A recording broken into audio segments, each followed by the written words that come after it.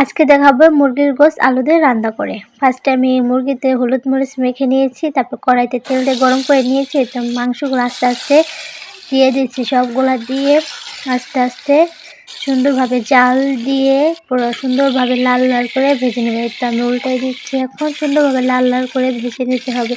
এই তো আমার ভাজছি, এখন সুন্দরভাবে উঠাবো আস্তে আস্তে।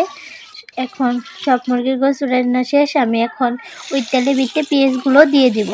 পেঁয়াজগুলো সুন্দরভাবে নেড়ে চেড়ে লাল লাল করে আমি ভেজে নিব। ভেজে নেওয়া হয়ে গেলে এখন আমি এটার ভিতরে পানি দিয়ে দিব। এই পানিগুলোর ভিতরে আটা বাঁধা আর আমার নিজের হাতে একটা মশলা বানানো, এই মশলাটা দিয়ে দিচ্ছি। পরিমাণ মতো লবণ দিয়ে দিচ্ছি। এখন হলুদ মরিচ দিয়ে দিচ্ছি বেশি, একটু ঝাল ঝাল করে রাখবো তার জন্য আমি একটু বেশি দিয়েছি। এখন সুন্দরভাবে নেড়ে চেড়ে আমি এটাকে কষাই নেব। অনেক সুন্দরভাবে কষাই, তরকারি মজা লাগে কষানোর ভিতরে। তো আমি সুন্দরভাবে নেড়ে চেড়ে নিয়েছি। তো এটার ভিতরে আমি আলু দিয়ে সুন্দরভাবে নেড়ে চেড়ে নেব। তো আমি সুন্দরভাবে কষিয়ে নিচ্ছি। আমি এটা নেড়ে চেড়ে সুন্দরভাবে কষিয়ে নেওয়ার টাইম, পানি দেওয়ার টাইম আপনাদের দেখাতে ভুলে গিয়েছি। তো পানি নিয়ে আমি সুন্দরভাবে কষিয়ে নিয়েছি। তো কষানোর শেষে আমি এই যে গোশতগুলো দিয়ে দিয়েছি। এখন সুন্দরভাবে এটি সহ কষিয়ে পুরো তেল বের করে ফেলাবো।